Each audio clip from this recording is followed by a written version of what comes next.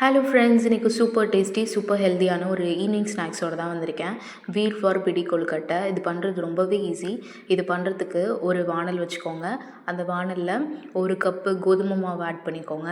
கோதுமை மாவு ஆட் பண்ணி ப்ரௌன் ஆகிற வரைக்கும் நல்லா கைவிடாமல் கிண்டிகிட்டே இருங்க. கிண்டினதுக்கப்புறம் இதை நல்லா கம்ப்ளீட்டாக ஆற வச்சுட்டு நீங்கள் இன்னொரு வானல் எடுத்துக்கோங்க.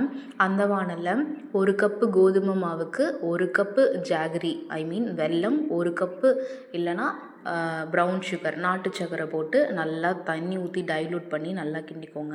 இதில் வந்து 4 ஏலக்காய், ஒரு பிஞ்ச் உப்பு போட்டு அதுவுமே நல்லா கலந்து கரைஞ்சால் மட்டும் போதும். ஒரு கம்பி பதம்லாம் தேவையில்லை. கரைஞ்சதுக்கப்புறம் நம்ம எடுத்து வச்சுருக்க பாகில் நம்மளோட கோதுமை மாவையும் கொட்டி கைவிடாமல் இந்த மாதிரி கிண்டிகிட்டே இருந்தீங்க அப்படின்னா இந்த கோதுமை மாவு நம்ம சப்பாத்திக்கெலாம் பிசைவோம் இல்லையா, அந்த மாதிரி ஒரு கன்சிஸ்டன்சியில் வரும்.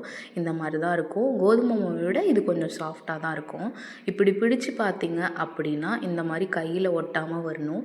அப்படி ஒட்டுற மாதிரி இருந்துச்சுன்னா லைட்டாக ஆயில் கையில் அப்ளை பண்ணிவிட்டு இந்த மாதிரி பிடிச்சி வச்சுக்கோங்க. இதே போலவே நம்ம எடுத்து வச்சுருக்க எல்லா மாவுலேயும் இந்த மாதிரி பிடி கொழுக்கட்டை பண்ணிவிட்டு ஒரு இட்லி பாத்திரம் எடுத்துக்கோங்க. அந்த ஓட்டைகளில் வந்துட்டு லைட்டாக ஆயில் அப்ளை பண்ணிக்கோங்க. இன்றைக்கி நான் அதெல்லாம் அப்ளை பண்ணல.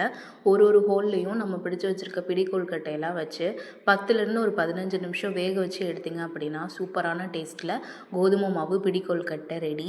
பாருங்கள் எவ்வளோ சாஃப்ட் அண்ட் உள்ளே நல்லா வெந்து வந்திருக்கு பாருங்கள். இதை வந்து அப்படியே சாப்பிட்றதுக்குமே நல்லா தான் இருக்கும். கிட்ஸ்க்கெலாம் கொடுக்கும்போது நீங்கள் அந்த மாதிரி தேனில் ஹனியில் டிப் பண்ணி கொடுத்தீங்க அப்படின்னா இன்னுமே செம்ம டெலிஷியஸாக இருக்கும். இது கோதுமை மாவில் தானே பண்ணுறோம், டேஸ்ட் எப்படி இருக்குமோ அப்படின்ட்டு சிலருக்கு டவுட் இருக்கும். கண்டிப்பாக இந்த டிஷ் சொதப்பவே சொதப்பாது. அவ்வளோ சாப்பிடும்போது செம்ம டேஸ்டியாக சூப்பரான ஹெல்த்தியான ஒரு ஸ்நாக்ஸும் கூட. மறக்காமல் நீங்களும் வீட்டில் ட்ரை பண்ணி பார்த்துட்டு எப்படி இருந்துச்சுன்னு எனக்கு கமெண்ட்ஸில் சொல்லுங்கள்.